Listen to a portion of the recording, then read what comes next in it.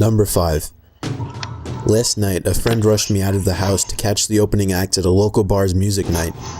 After a few drinks, I realized my phone wasn't in my pocket. 13 seconds and then some bad shit's happening. And remember, I got free knives in my room. I ain't playing. That scare you? I don't think so, but I'm not playing with nobody robbing my house.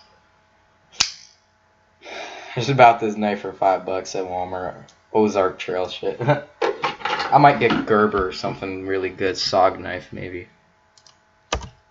I checked the table we were sitting at the bar, the bathrooms, and after no luck, I used my friend's phone to call mine. Okay. After 2 rings, someone answered, gave out a low, raspy giggle, and hung up. You got robbed. They didn't answer again.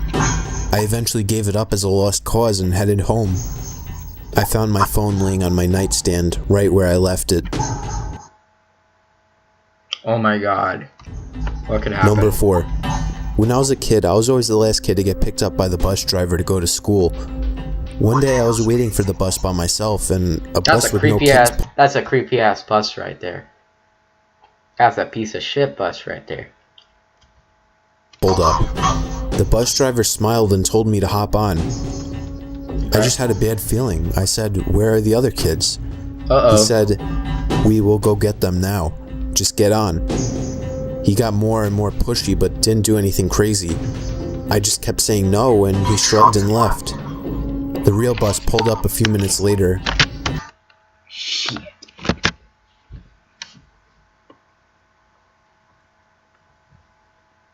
Oh my god. Oh my god. Are you kidding me?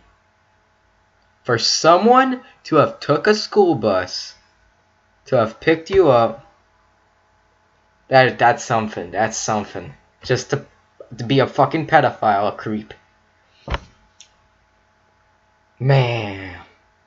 Oh my god. Oh shit. I went to school and my parents didn't know until I mentioned it that night. Looking back, they were pretty worried. I remember them scrambling to make a few phone calls. Number 3. A few years back, I rented an apartment from a friend of mine. He had recently bought it and had it completely renovated. He put it up for sale but couldn't find a buyer, so I offered to rent it in the meantime. After moving in, I realized there was something wrong with the lady next door. She was about 45 but looked much older. She would sit up all night listening to Christian radio shows and talking. That's why I'm not a Christian. You best believe that shit, okay? I don't play around with religion, because this is what is controlling your life. That's what I don't like. You have to go to church. You have to do God knows what the hell you have to do. You have to go like this to show your devotion to someone. Bitch, I ain't showing no devotion to no one. And they believe something, I'm going to hell. Bitch, I'm going to be buried in the dirt. That's where I'm going. I'm going inside the ground. Okay? Okay? You good? I'm going inside the ground. My heart isn't going to come out. My soul is going to stay right where it is. Right here. You see this? You see this right here, guys? That's where it's going to be. Talking loudly to someone. It got to the point where I couldn't sleep, so I went over to her place and asked her to keep it down. She opened the door and I got a quick peek. Her walls all had crosses painted on them in different colors, and words like Jesus and angels scribbled everywhere. The windows were painted black, letting... Are you renting that apartment? You best believe the landlord's gonna fuck you up over this. No light in at all. It was damp, yellow-stained 50-year-old carpets, dog shit, and cockroaches everywhere. No dog, though. I asked her to please keep it down.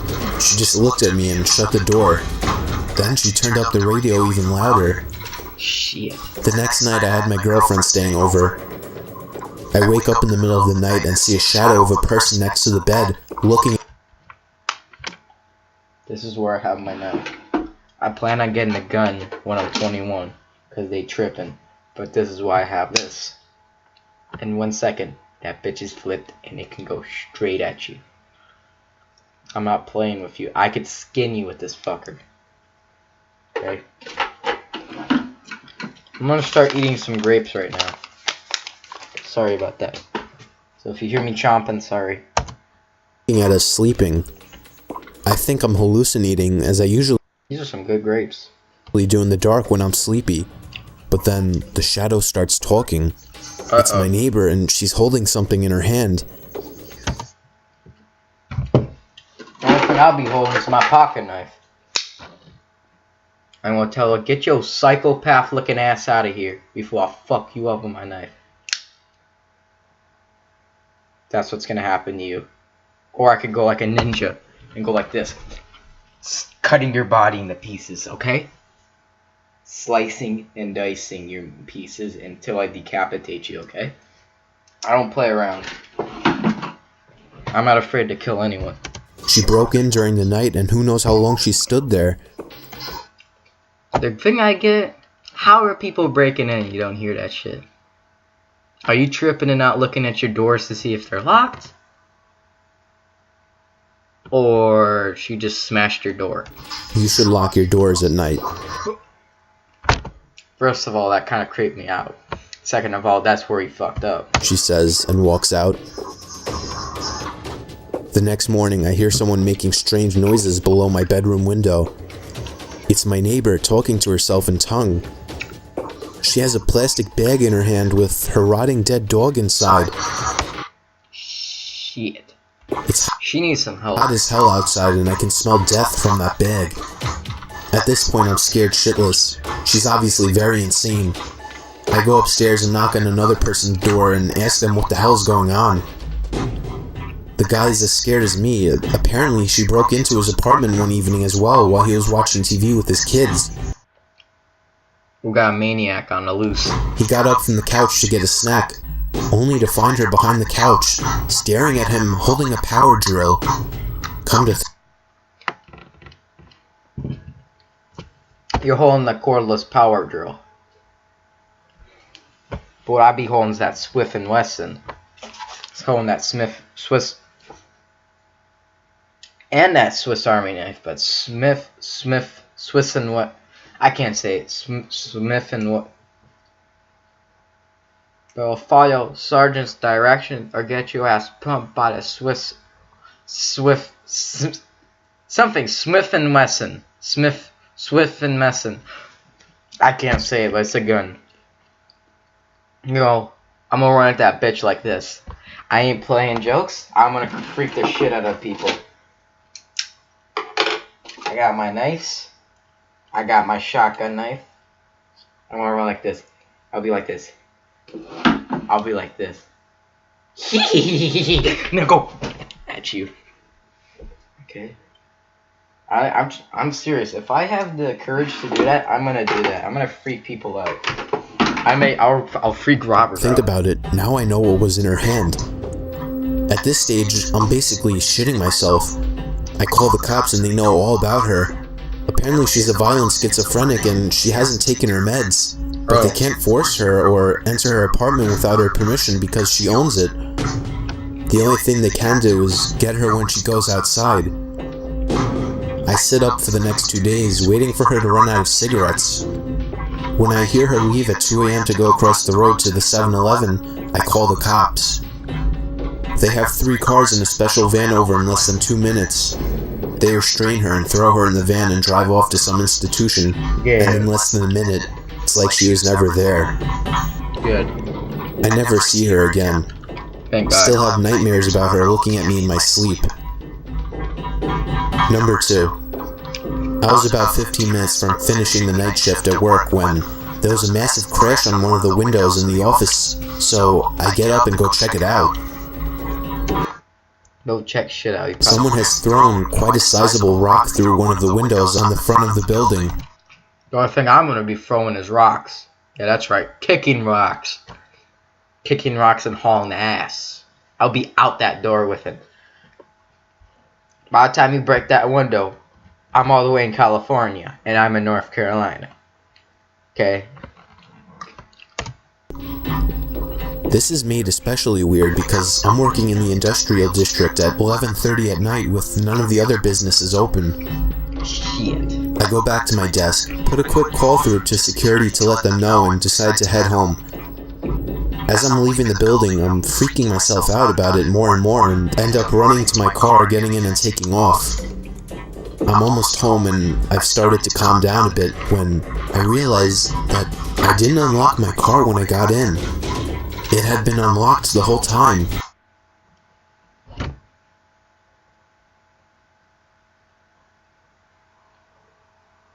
I'm serious. You're gonna make me lose my mind. You tripping. The thing I'm granted is both of my cars, well, I don't own them, but my parents' cars, they have a special lock.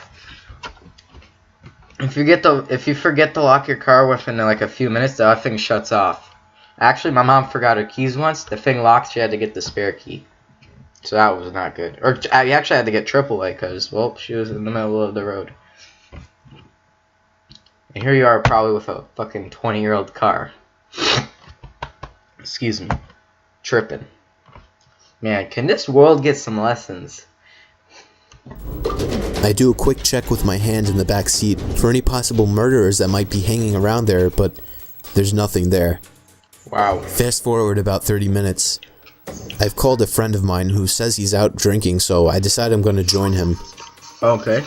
I jump on my bicycle and start riding over. I'm doodling along the road on my bike. It's a nice night and I'm in no big rush, just enjoying the moonlight when I hear someone riding behind me. You better start riding faster. I straighten up and stick to one side of the road. He passes me really slowly, and when he's right beside me, he shoots me a smile, and I can describe it as purely insane. I kind of flinch and am taken aback as he rides on. That's when I realize he's riding my mom's bike.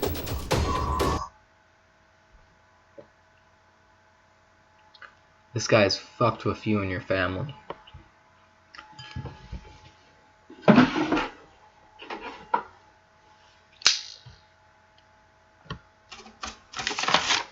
Pretend this is him. This is what I do.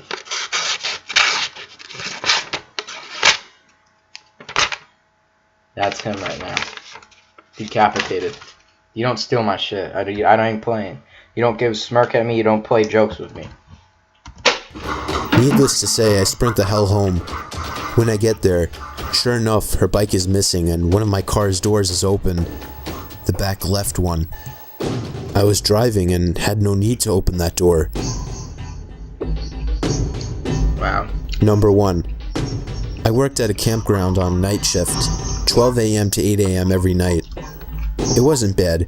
I would bring in my PS2 and game a good portion of the night, only having to deal with 1 or 2 people on busy nights. It was just me in this little 8-foot by 8-foot shack, with nothing around but dark all night. My first week there, the other third shift guy who was quitting told me about this payphone a few feet from the shack where I worked. He said it rang every night at 4:17 a.m., just once. It was probably just an automated test call, he guessed. He's never answered it. Quit assuming shit. That's your problem. What's an automated test call? Maybe trying to test it? It's gonna work. Let me gather my thoughts real quick. Shit.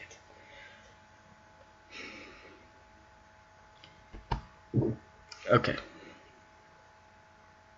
Your phone gets called at 4:17 a.m. I got called late before. At 1 a.m. I didn't get the answer, and luckily my silence was on. I think that was at a time I was in school, I think, and I go to bed before 12. I used to actually go to bed at 1, and that was not really going well. I just tried 11. That was really good. Better, but not really the best, you know. I don't think I'll ever sleep good, because the thing with me is I need at least 30 minutes to sit in my bed after I wake up to get adjusted. But when I literally wake up and have to haul ass out of the bed, it's just painful, that's why. But anyway, I'll tell you about why I got called. Some bitch. Not bitch, but a male. Yeah, that's right, male. Trying to think of a more scientific name, but male is how you could say it. He called me and he said, oh, I didn't answer, sorry, but I just know, like, lately 5 people so far since I own my phone. Pause. Is you just, and they called me because they said I'm your Lyft driver and are you Crystal? 5 Lyft drivers, all from random places in the world. I mean, not world, but U.S. You know, because I doubt Lyft is gonna call me. Well, you get my idea, from other countries, but it was from California stuff. That's also a red flag, you know. You know why it's a red flag? My closet doors are closed. What the fuck? I leave them open because, well, I'm too ballsy. I'm not Crystal. I'm not gonna say my name, but I'm Topfin. That's my name. I'll say. I don't know how do they assume I'm Crystal, but I don't know why they're calling me across the state. Across the country, and asking my Lyft driver. If you see a different number, generally, you know it's not right. Himself. I go for a few months with the job. It was the middle of the summer, so most nights I had the windows closed, so I couldn't hear the payphone go off. Good. Mid-August, you need to keep that shit closed. Started leaving the windows open during the night. Keep that shit closed. Okay. Sure enough, at 4:17 a.m. every morning, the phone would ring once. The ring even sounded creepy, like the payphone was submerged in water and then put where it sat. Oh. One night I got up the nerve to answer it. I said, you had one job. You had one job. You had one job. Okay? And that was not to answer the phone. An alarm at 4:15 and would go wait at the phone until it rang. When it did, I answered it, but there was no sound, just dead air, like someone was on the other line but wasn't answering. I said hello a few times and hung up. I did this every night for a week with the same results. I didn't think anything of it and left it alone after that for about a month. The first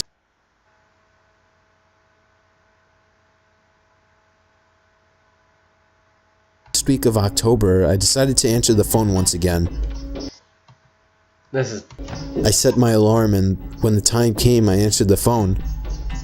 I instantly get creeped out when I get calls after 9 o'clock. Generally not on my cell phone, but just on my home phone. I only got called, I think, at like 11 o'clock or 1 in the morning 2 times, I think. Maybe 3. And this is why, I'll tell you. One was at 11, was to inform me that I'm gonna have to put my volume down because my mom's going to bed.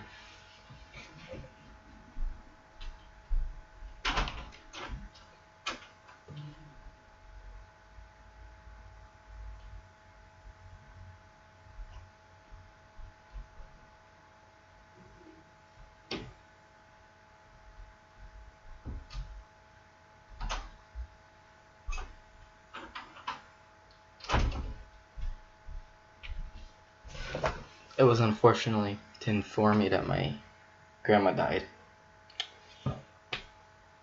Whatever. And at the nursing home that she was at, I have to talk really quiet because my mom's right there. So, I'm sorry if my voice sounds really weird, like I'm sad. I'm not. It's just. Second one was because my mom tire, I think, popped. Not popped, but like deflated, or got a hole in it in the winter in Michigan, and she needed AAA, and they called her at 1 in the morning. Of course, she didn't answer but either way, when that happens, it creeps me out. I repeatedly said hello into the phone. Then I heard what sounded like someone inhaling through clenched teeth. I wonder what that sounds like. Inhaling through clenched teeth. What does clenched mean? I assume clenched means closed.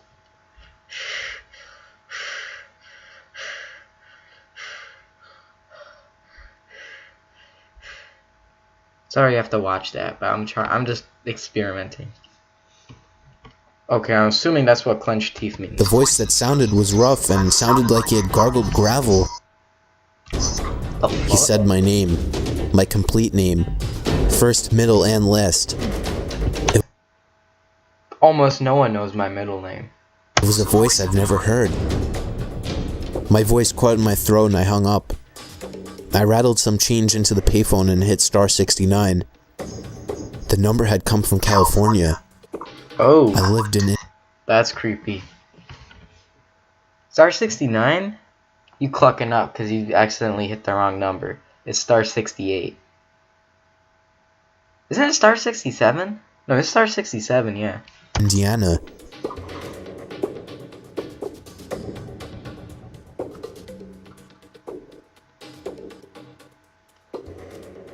Oh, maybe star 69 tells caller ID. Oh my god, that last story was fucked up.